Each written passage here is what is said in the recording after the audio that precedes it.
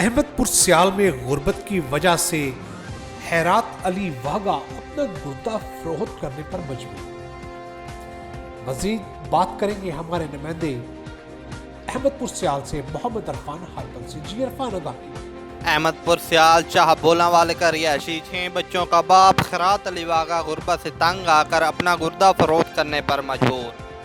इसने मीडिया से गुफ्तगू करते हुए कहा है कि मेरा 10 अफराद पर मुश्तमिल ख़ानदान है और मैं अकेला कमाने वाला हूं, जिसकी वजह से मैं अपने घर का खर्चा नहीं उठा पाता और अपना गुर्दा फरोख्त करना चाहता हूं। मैं हुकूमत पंजाब और मुखिर हजरात से अपील करता हूं कि मेरी इमदाद की जाए ताकि मैं अपने ख़ानदान को पाल सकूं।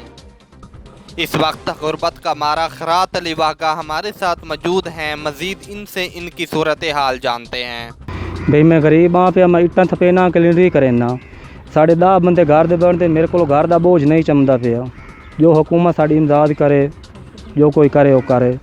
मेरा मकान ढट्ठा पिया है, सामने पे मेरी 4 दीवारी का ही नहीं।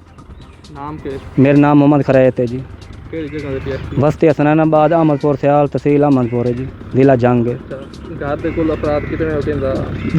10 बंदे बनने हैं जी। 6 बच्चे बीवी है, मैं 2 अम्मी अबू है।